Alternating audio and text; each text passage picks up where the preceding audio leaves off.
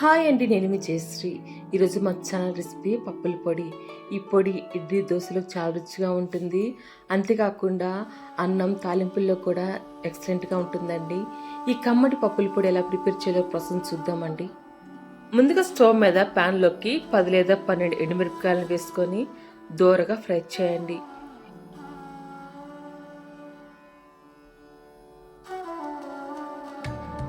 ఎండుమిరపకాయలు కొద్దిగా వేగిన తర్వాత 1 టేబుల్ స్పూన్ ధనియాలు, 1 టీ స్పూన్ జీలకర్ర, చిన్న రెమ్మ చింతపండును వేసుకొని మిరపకాయలు గలగల్లాడేంత వరకు ఫ్రై చేయండి.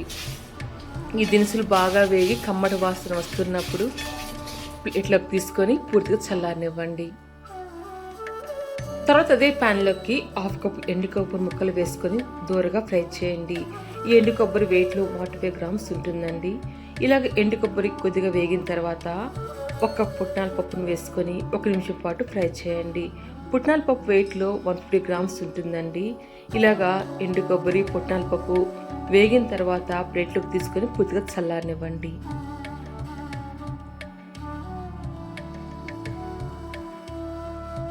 తర్వాత మిక్సర్ జార్లోకి చల్లారిన ఎండుమిరపకాయలు, 1/2 టీ స్పూన్ సాల్ట్ని వేసుకొని కొద్దిగా కోర్సుగా గ్రైండ్ చేసి తీసుకోండి. తర్వాత మనం ముందుగా వేయించుకున్న ఎండు కొబ్బరి పుట్నాల పప్పును కూడా వేసుకొని ఫైన్గా గ్రైండ్ చేసుకోండి.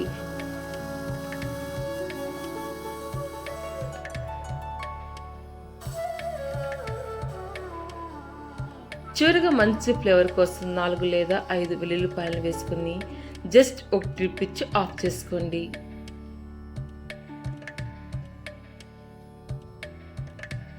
ఇలా రెడీ చేసుకున్న పప్పుల పొడి గాజెస్లో స్టోర్ చేసుకుని ఫ్రిడ్జ్లో పెట్టుకున్నామంటే 5 to 6 months ఫ్రెష్గా ఉంటుందండి. అదేవిధంగా మనం ఫ్రిడ్జ్లో కాకుండా బయట పెట్టుకుని యూజ్ చేసుకున్నామంటే 1 or 2 months టేస్ట్ మారకుండా ఫ్రెష్గా ఉంటుందండి.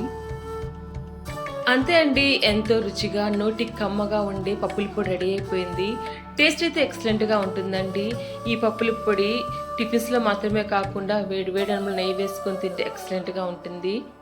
మీకు పప్పుల పొడి రెసిపీ నచ్చితే లైక్ చేయండి. మీరు కూడా ట్రై చేసి ఎలా వచ్చిందో కామెంట్స్ మీద కూడా షేర్ చేసుకోండి. మరొక మంచి రెసిపీతో మళ్ళీ కలుద్దాం. మీ జయశ్రీ.